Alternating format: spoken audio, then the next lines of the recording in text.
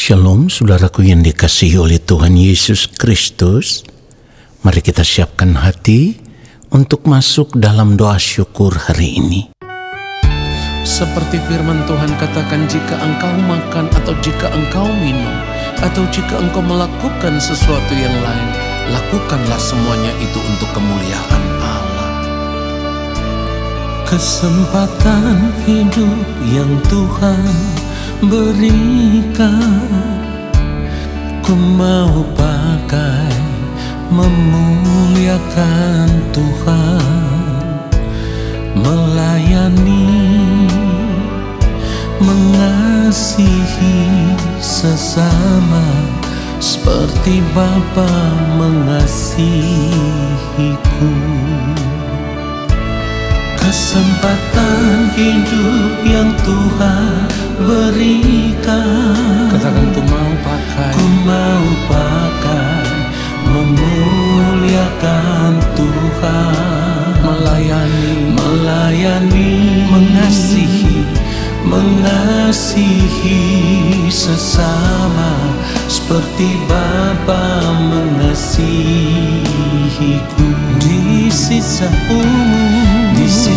umur hidupku, selama ku masih kuat, apapun yang ku perbuat, apapun yang ku mau menyenangkanmu. Ku mau menyenangkanmu, menjadi roti terpecah, menjadi anggur tercurah, menjadi berkat bagi sesama.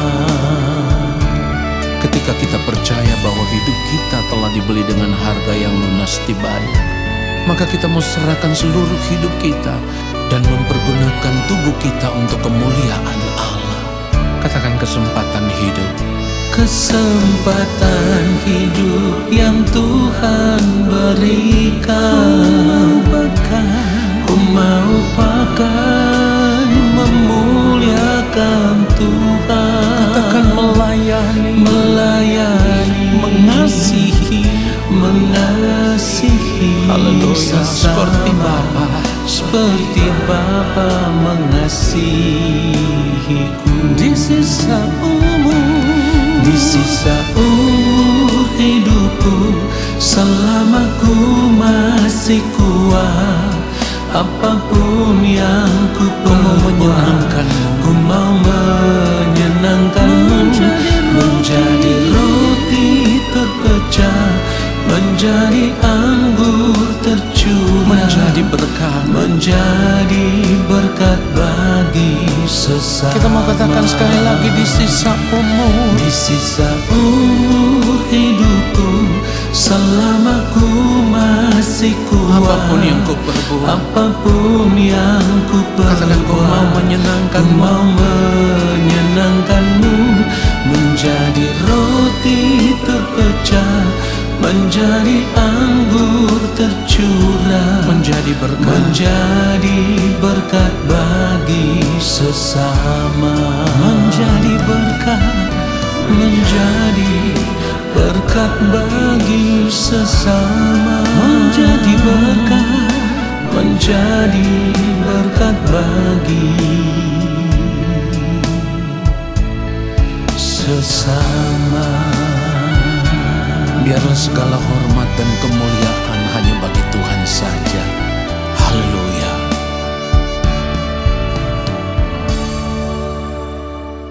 Mari kita berdoa. Allah Bapa yang Maha Kudus, Allah yang Maha Mulia, Allah yang Maha Agung, kembali saat ini kami ada di hadapan-Mu ya Bapa. Kami mau menanti-nantikan lawatan-Mu atas hidup kami, pribadi lepas pribadi. Kami memerlukan firman-Mu, sebab kami mau diubah. Kami mau menjadi pribadi yang benar-benar ditemukan layak dan berkenan di hadapan Bapa. Kami mau hidup di dalam ketaatan selama kami menumpang di dunia ini. Kami rindu ya Bapa, di ujung kehidupan kami nanti, hidup kami berkenan kepada Bapa di sorga. Di dalam nama Tuhan Yesus Kristus kami berdoa. Amin. Saudara yang dikasihi oleh Tuhan Yesus Kristus, satu hal yang harus kita perkarakan dengan serius di sepanjang hari hidup kita adalah perasaan kita. Seberapa besar kita merasa memerlukan Tuhan di dalam sepanjang hari-hari hidup kita. Kita harus jujur memperkarakan akan hal ini. Sebab kalau harus jujur, saudaraku, tidak banyak orang yang mau peduli dengan keadaan ini. Artinya tidak banyak orang yang memiliki perasaan hati yang benar-benar merasa memerlukan Tuhan lebih daripada apapun. Kenapa demikian? Karena tanpa kita sadari, kehidupan dunia ini yang dikuasai oleh kuasa kegelapan telah mempengaruhi pikiran dan perasaan kita. Bahkan pengaruh dunia itu telah menutup mata hati kita sehingga kita sudah tidak bisa melihat bahwa perasaan kita sudah tidak lagi benar-benar merasa memerlukan Tuhan lebih daripada apapun yang ada di dunia ini. Jadi kita harus memeriksa hidup kita. Periksa hidup kita dengan jujur, saudaraku. Saudara, ada potret kehidupan dunia yang memancarkan seakan-akan Tuhan itu tidak ada. Ya, banyak orang dunia yang hidup dengan cara hidup seperti itu. Artinya mereka sudah tidak lagi merasa memerlukan Tuhan itu lebih dari segalanya. Ini tidak boleh terjadi di dalam kehidupan kita sebagai orang percaya. Sebab kalau kita memiliki cara hidup yang demikian, saudaraku, kita akan menjadi ateis praktis. Ya, jadi mari periksa hidup kita. Periksa potret kehidupan kita. Apakah potret kehidupan kita saat ini serupa dengan Kristus atau serupa dengan dunia ini?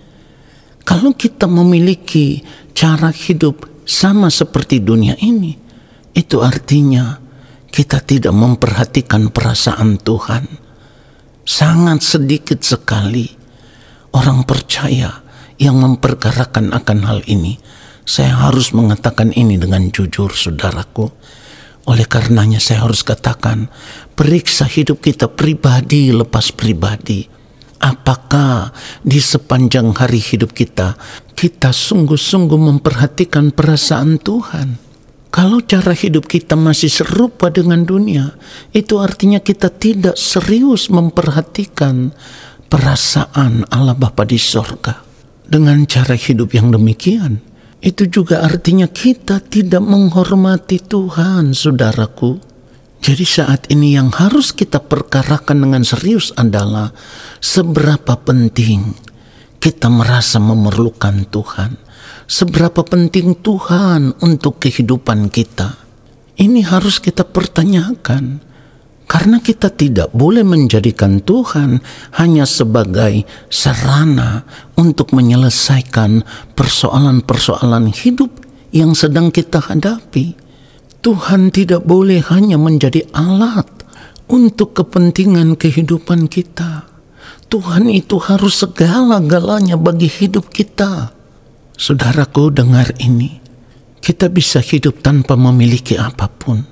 Tetapi yang harus kita sadari, kita tidak bisa hidup tanpa Tuhan. Perhatikan itu. Nafas hidup yang kita hirup saat ini adalah milik Tuhan. Jadi seberapa penting Tuhan bagi kehidupan kita, itu yang harus kita perkarakan, itu yang harus kita pertanyakan pada diri kita sendiri. Tadi saya katakan kita bisa hidup tanpa apapun, tetapi kita tidak bisa hidup tanpa Tuhan. Jadi kita harus memiliki kerinduan hati, sama seperti apa yang firman Tuhan katakan, seperti rusa yang merindukan sungai yang berair. Artinya kita harus memiliki perasaan hati yang benar-benar haus akan Tuhan. Kalau kita membaca kebenaran firman Tuhan di dalam Mazmur 42, mulai ayat yang kedua, Firman Tuhan katakan, seperti rusa yang merindukan sungai yang berair, demikianlah jiwaku merindukan Engkau ya Allah. Di dalam ayat yang ketiga dikatakan, jiwaku haus kepada Allah yang hidup. Bilakah aku boleh datang melihat Allah? Saudara, perhatikan itu.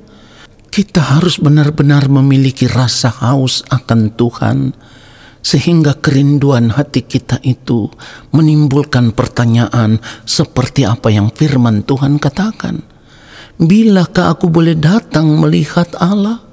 Kalau kita tidak memiliki perasaan yang seperti ini, kita tidak punya kerinduan untuk datang kepada Allah, untuk bersekutu dengan Allah, untuk hidup bergaul dengan Allah Bapa di sorga, semakin hari semakin intim, semakin hari semakin terikat dengan Allah Bapa di sorga, maka tanpa kita sadari, kuasa kegelapan akan berusaha memisahkan kita dari Allah. Bagaimana caranya? Kuasa kegelapan akan selalu menawarkan kesenangan-kesenangan hidup dunia sesuai dengan keinginan diri kita, sesuai dengan hasrat hati kita untuk menikmati semuanya itu. Pada akhirnya kita mengarahkan fokus hidup kita tertuju kepada kenikmatan dunia itu, dan kita memalingkan wajah kita dari Allah. Saudaraku, ini yang tidak pernah kita sadari, sehingga pada akhirnya kita hanya hidup sebagai orang percaya, tapi kita tidak pernah memperkarakan dengan serius seberapa besar kerinduan hati kita, seberapa besar kita merasa memerlukan Tuhan lebih daripada apapun. Kita harus sadar akan hal ini. Kita harus benar-benar menyadari bahwa masa hidup kita di dunia ini sangat singkat.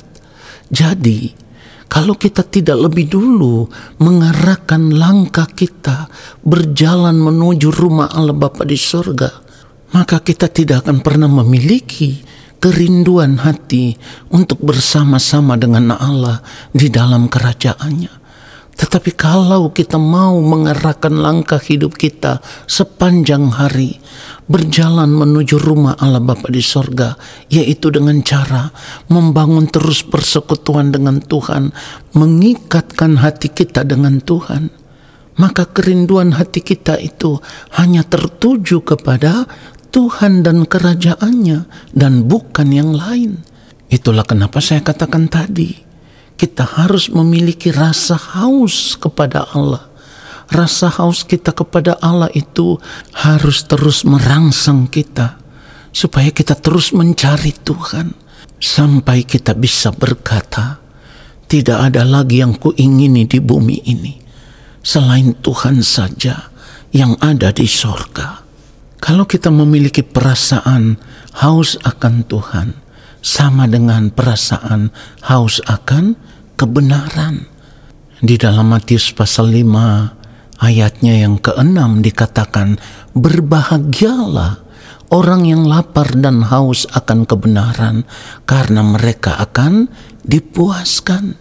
Kita harus memiliki perasaan seperti ini, saudaraku, karena kita tidak selamanya hidup di dunia ini. Saudaraku, kita harus sadar suatu saat nanti kehidupan di dunia ini akan berakhir. Kalau selama kita hidup di dunia ini, kita tidak hidup melekat dengan Tuhan, tidak terikat dengan Tuhan, lalu kehidupan di dunia ini berakhir. Pertanyaannya adalah, kita mau pulang kemana? Ya, sebab kalau selama di dunia ini kita tidak terikat dengan Tuhan, kita tidak menyatu dengan Tuhan, kita tidak bisa pulang ke rumah Tuhan. Sebab orang yang hidup di dunia ini tidak mengikatkan dirinya dengan Tuhan, maka hidupnya akan serupa dengan dunia ini. Padahal firman Tuhan katakan kita tidak boleh serupa dengan dunia ini. Kita harus memiliki chemistry dengan Tuhan.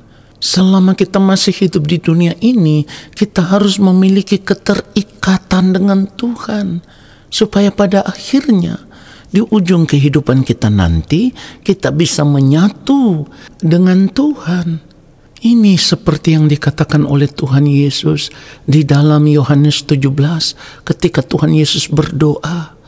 Di dalam ayat 20 dikatakan, dan bukan untuk mereka ini saja aku berdoa, tetapi juga untuk orang-orang yang percaya kepadaku oleh pemberitaan mereka.